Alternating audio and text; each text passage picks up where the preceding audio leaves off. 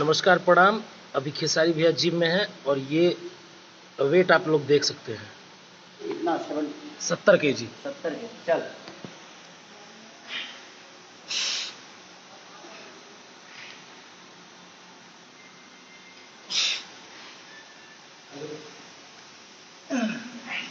Oh my God!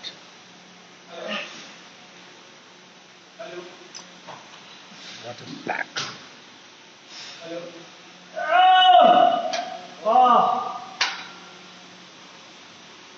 हाँ, और फिर से एक बार नमस्कार। आज मैं बुंदेलखंड में हूँ। कौन सी जगह है? बांदा जिला में, जो कि सरकार का बड़ा कॉपरेशन और यहाँ के लोग बड़े प्यारे हैं।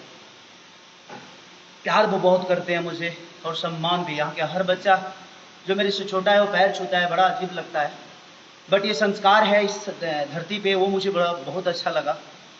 यहाँ 50-50 हज़ार की भीड़ तो होती है, बट डिस्टर्ब क्या बोलते हैं यार, अंग्रेजी प्रॉब्लम, डिस्टर्बेंस जो भी है, डिस्टर्बेंस जो मास्टर जी बोल रहे हैं, डिस्टर्बेंस।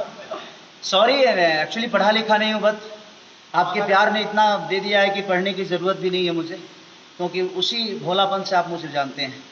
और मैं लिट्टी चोखा के सेट पे हूँ, जिसमें संघर्ष मूवी के कास्टिंग बहुत ज़्यादा है। इसमें लिट्टी चोखा में काजल जी हैं, संजय महानंद, पराग पाटिल, हमारे प्रदीप शर्मा जी, पदम भैया, बहुत सारे लोग हैं जो कि प्यार दे रहे हैं और आशीर्वाद भी दे रहे हैं। मनोज टाइगर जी, मैंने बहुत सारे आर्टिस्ट हैं इसमें, मास्टर जी हमारे महेश आचार्य जी, सारे लोग हैं।